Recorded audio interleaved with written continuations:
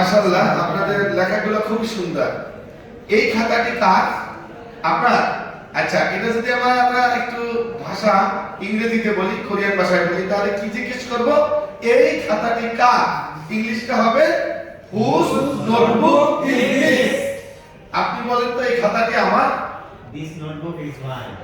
Good, very good. কিন্তু আপনি যেহেতু ওখানে বসে আছেন, দিস না বলে বলা উচিত ছিল দ্যাট। কেন?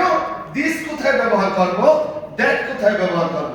আমি এই দাঁড়িয়ে আছি এখানে, এই দাঁড়িয়ে যে সমস্ত জিনিস আমি স্পর্শ করে ধরতে পারবো, এখানে আমি স্থির থেকে বা একটু নড়াচড়া করে, সেই সমস্ত জিনিসগুলোকে আমরা দিস বলবো এই অর্থে, দিস।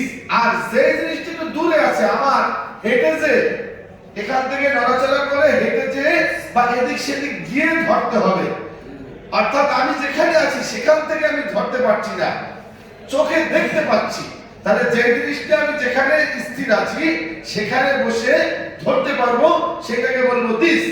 আর যে জিনিসটা আমি যেখানে আছি সেখান থেকে ধরতে পারছি না কিন্তু চোখে দেখতে পাচ্ছি, একটু দূরে আছে, সেই জিনিসটাকে আমরা কি বলবো? সেটা অনেক দূরে থাকতে পারে, ওই যে জানালার বাইরে একটি গাছ দেখতে পাচ্ছি, ওটাও হবে দ্যাট। আর এই যে আপনি আমার থেকে 2 হাত দূরে আছেন, এটাও হবে দ্যাট। আমি মনে হয় বুঝাতে পেরেছি। এখন যে কথাটা হলো, কোরিয়ান ভাষায় আপনি বলছেন দিস নোটবুক, কি বলছেন? This notebook is mine. Is mine.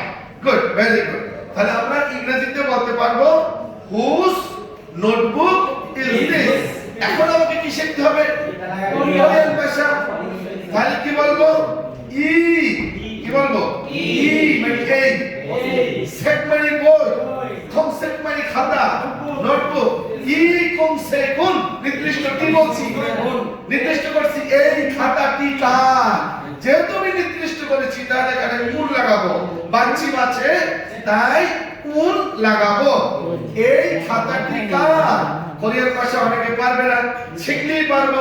তাহলে ই কম সে কোন, নুগু মানে কে বা কার, নুগু খ ইয়ে মানে নুগু খ ইয়ে লেখা, কিন্তু আমরা বলার সময় শোনা যাবে ফোনেটিক্সে নুগু খ ইয়ে। তাহলে তাড়াতাড়ি বললে শোনা যাবে নুগু খ ইয়ে। ই কম সে কোন, নুগু খ ইয়ে।